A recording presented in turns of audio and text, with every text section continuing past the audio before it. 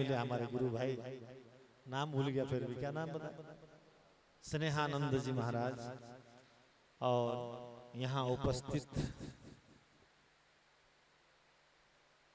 लक्ष्मीबाई केसरिया माधव संस्थान के सभी पदाधिकारी, मातृशक्ति, मेरे सेवक भाई और आप सबको मेरा वंदन एवं नमस्कार।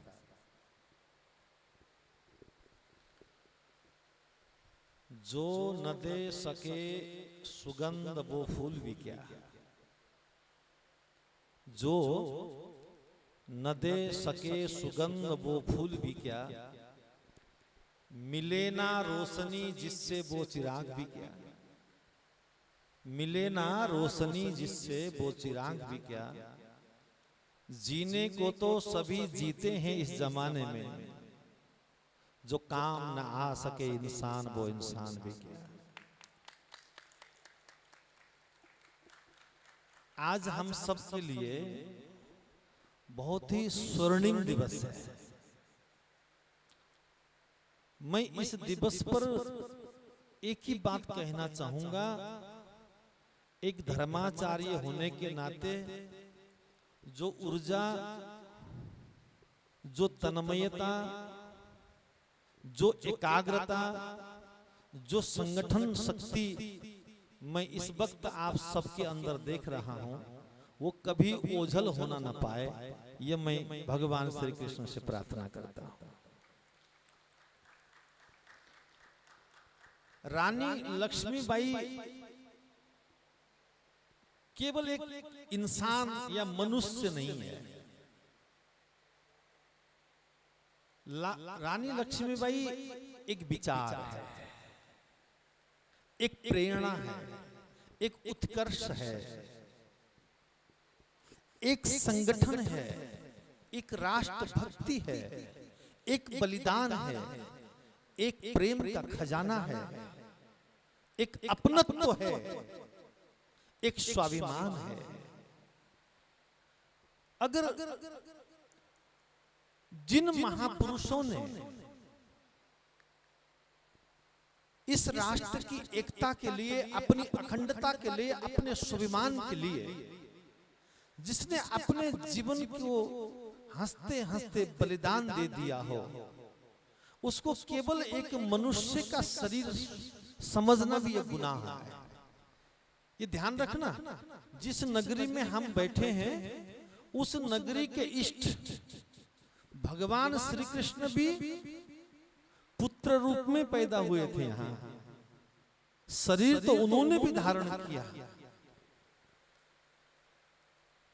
एक बात बहुत ही महत्वपूर्ण है, सब लोगों ने अपनी अपनी बातें कही, इस विषय में मैं बहुत ज्यादा विवेचन नहीं करूंगा। कभी समय मिलेगा आप लोगों से पुनः मिलने का, मैं अपने विचार फिर रखूंगा, लेकिन दो बातें कह के जरूर जाऊंगा।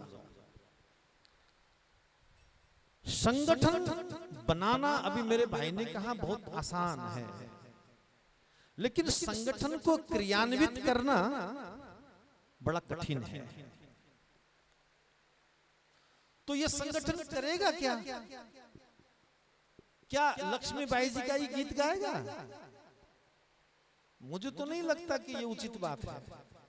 मुझे लगता है कि जिन आदर्शों में, जिस स्वाधीनता में, जिस राष्ट्रभक्ति में रानी लक्ष्मीबाई ने अपना जीवन इस मातृभूमि को दिया, आज हमारे घर घर के प्रत्येक बच्चे को उस बलिदानी को याद दिलाने की आवश्यकता है।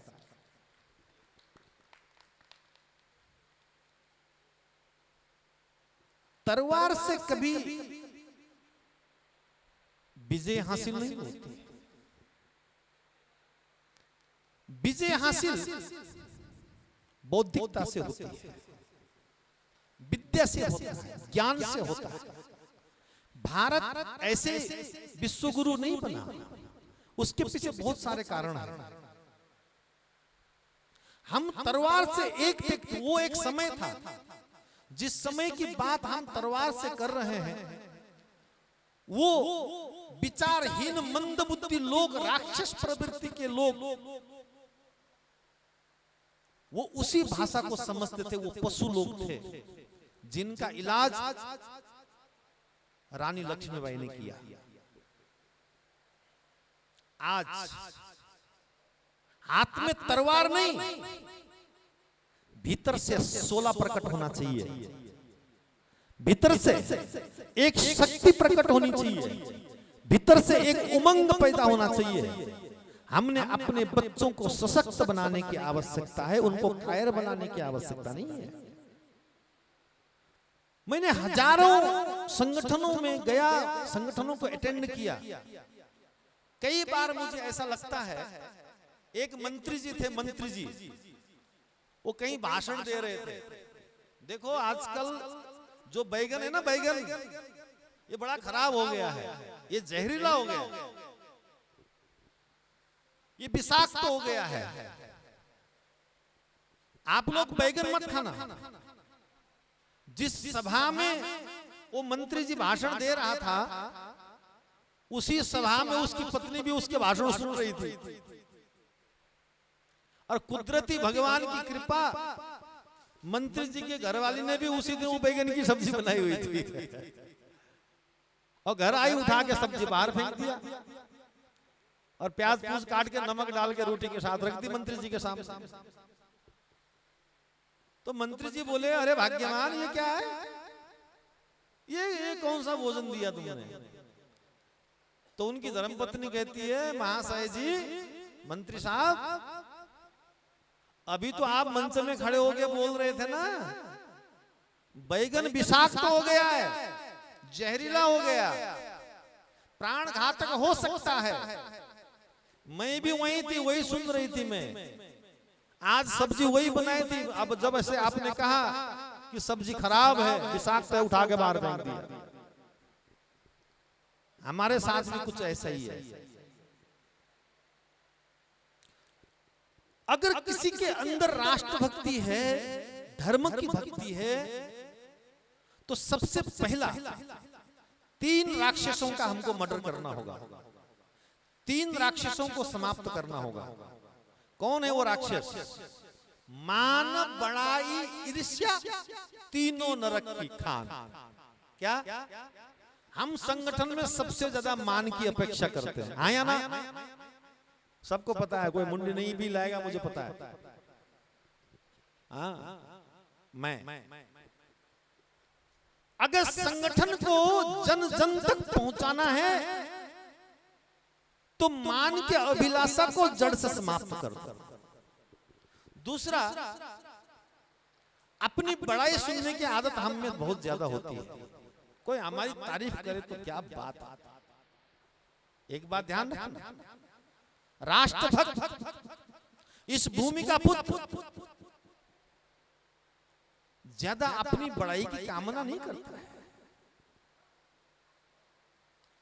जो बड़ाई होती है ना, वास्तव में उसकी सबसे बड़ी कमजोरी है। हितम मनोहा विच दुर्लभम बचः। 2 बातें एक साथ नहीं हो सकती। हित माने जिसमें मेरा मंगल है, जिसमें मेरा कल्याण है। मनोहारी माने सुनने में अच्छी। दोनों एक साथ कैसे हो सकती है? जो सुनने में अच्छी होगी वो मेरे लिए हितकारी नहीं हो सकती है, जो मेरे लिए हितकारी है वो सुनने में अच्छी नहीं हो सकती। दोनों विरोधाभास में है। आज इस पावन भूमि में, भगवान श्री कृष्ण की नगरी में, मैंने अनेक प्रांतों के उन महापुरुषों को देखा।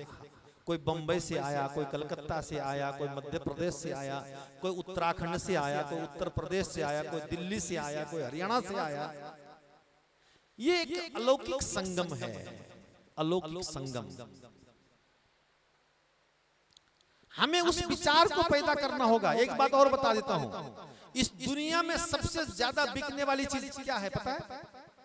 जो सबसे ज्यादा खरीदार किस चीज के हैं इस दुनिया में? राशन भी इतना नहीं बिकता जितना विचार बिकता है, आया ना? विचार, विचार सर्वोपरि। राम कहो, कृष्ण कहो, महावीर कहो या बुद्ध, ये सब विचार है।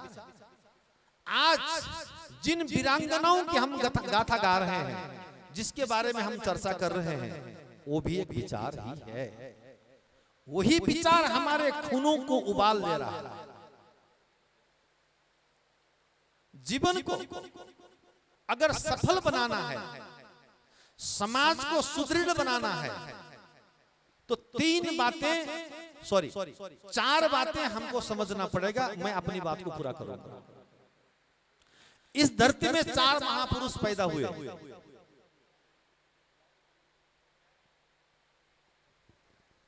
चार। सबसे पहले महापुरुष हुए भगवान श्री राम।